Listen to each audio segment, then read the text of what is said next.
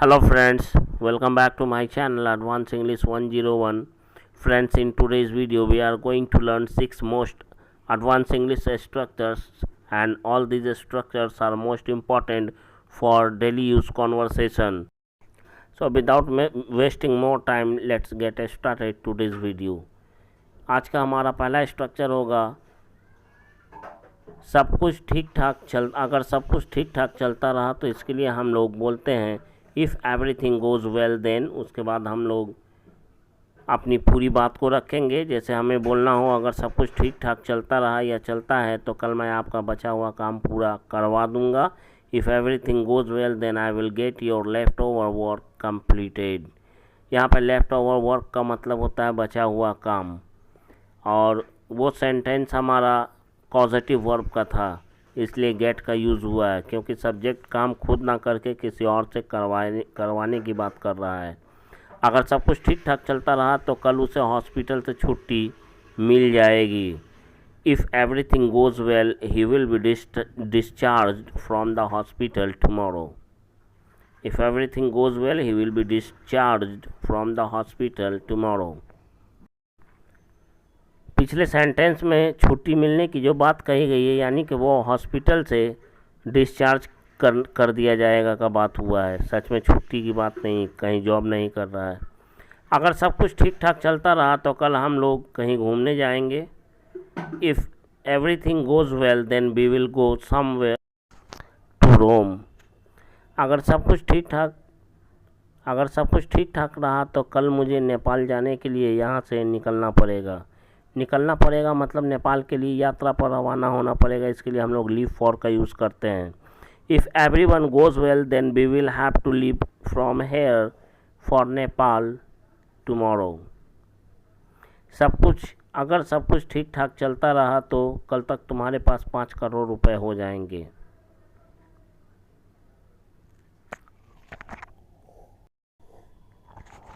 If everything goes well then you will have 5 crore rupees till tomorrow। पास होने की बात है और फ्यूचर में होने की बात कही जा रही है, इसलिए विल हैव का यूज़ हुआ है, ध्यान रखेंगे।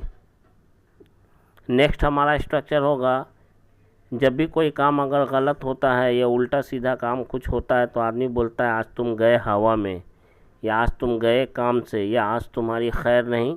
बहुत इम्पॉर्टेंट है, इसके लिए हम लोग बी डन फॉर का यूज़ करते हैं। बी डन फॉर स्ट्रक्चर है, पहले हम अपनी बात को रखेंगे।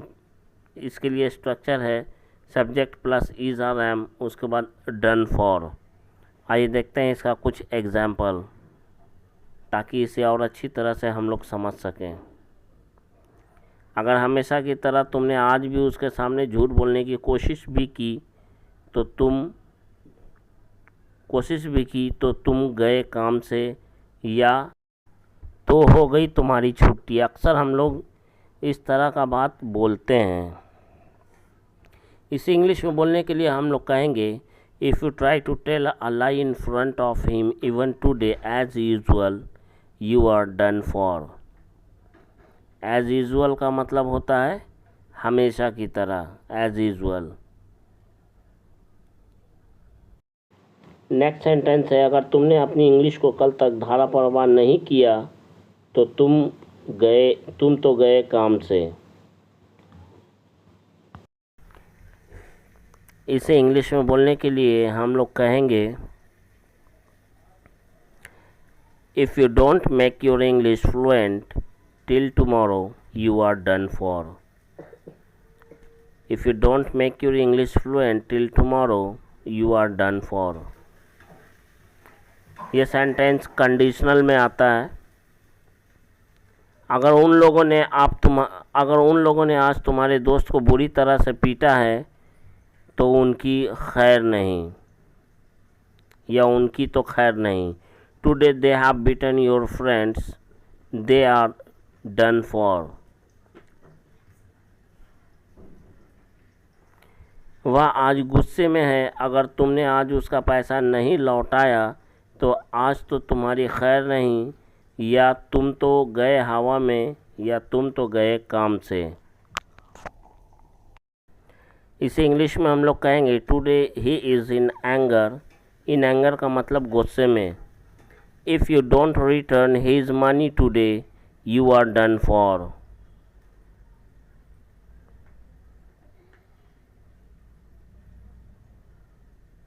नेक्स्ट है हमारा के कहने पर, के राय पर या की सलाह पर कोई काम करना। उसके लिए हम लोग जिस वर्ड का यूज़ करते हैं वो है at the instance of. At the instance of मतलब इसका होता है के कहने पर, के राय पर या की सलाह पर।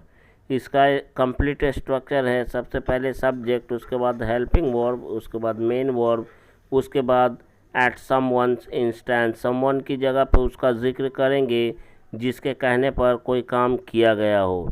उसके कहने पर तुमने उसे भरी महफिल में थप्पड़ मार दिया। इसे इंग्लिश में बोलने के लिए हम लोग कहेंगे you slapped him among the peoples gathering at his instance. At his instance का मतलब उसके कहने पर। You slapped him among the peoples gathering at his instance.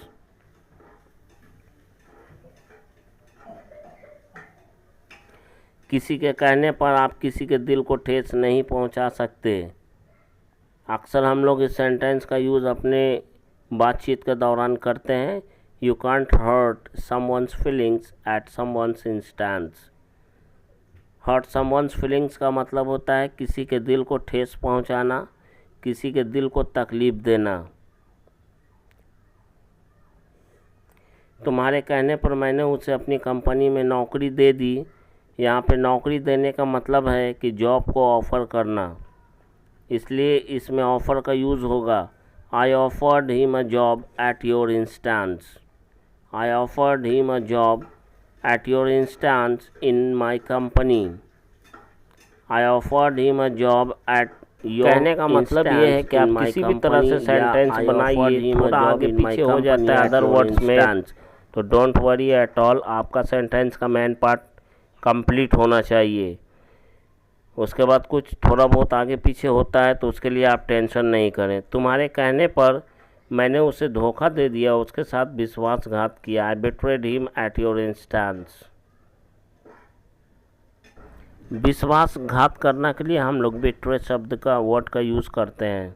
Next हमारा होगा ऐसे को पाकर धन्य हो गया। किसी चीज़ को पाकर धन्य हो जाना के लिए हम लोग इसका यूज़ करते हैं ब्लेस्ड टू हैव, मैंने पाकर धन्य होना।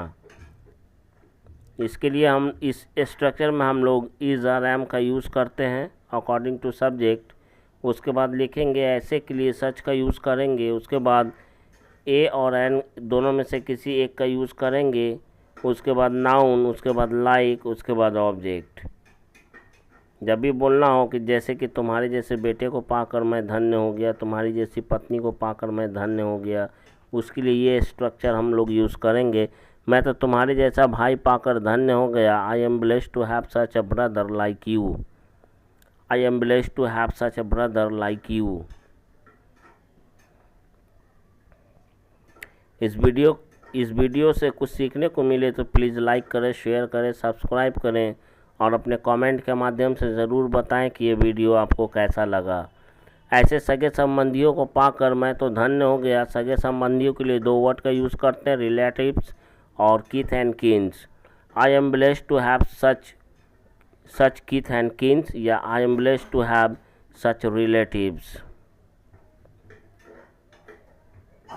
ऐसे परिवार को पाकर मैं तो धन्य हो गया।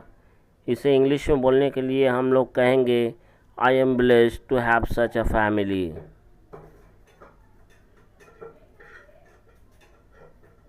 I am blessed to have such a I am blessed to have such a family. I am blessed to have such a family. आप जैसा गुरु पाकर मैं तो धन्य हो गया। गुरु के लिए हम लोग टीचर वर्ड का यूज़ कर सकते हैं, लेकिन इसके लिए परफेक्ट वर्ड है प्रिसेप्टर, इसलिए हम लोग प्रिसेप्टर का यूज़ करेंगे। I am blessed to have such a preceptor like you.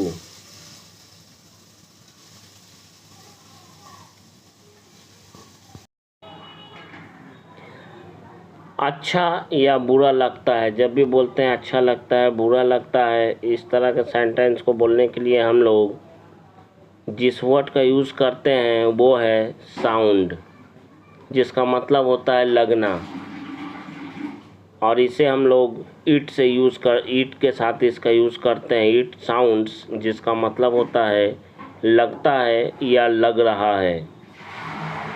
यह अच्छा लगता है, यह अच्छा लग रहा है, इसके लिए हम लोग कहेंगे इट साउंड्स गुड।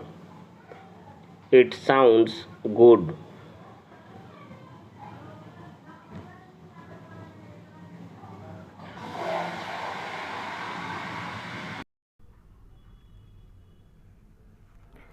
यह ख़राब लगता है या यह बुरा लगता है, इसे इंग्लिश में बोलने के लिए हम लोग कहेंगे it sounds bad. It sounds bad. It sound नहीं लिखेंगे क्योंकि यहाँ पे सब्जेक्ट के रूप में इट है, और इट के साथ हमेशा हम लोग प्रेजेंट इंडेफिनिट टेंस में एस या ई एस का यूज़ करते हैं। यह उससे थोड़ा ज़्यादा बड़ा लगता है या यह उससे थोड़ा ज़्यादा बड़ा लग रहा है, इसके लिए हम लोग कहेंगे it sounds a little bit bigger than that. क्योंकि यहाँ पे कंपैरिजन किया जा रहा है, तुलना की जा रही है, इसलिए बिगर का यूज़ हुआ है। That's all for today's video.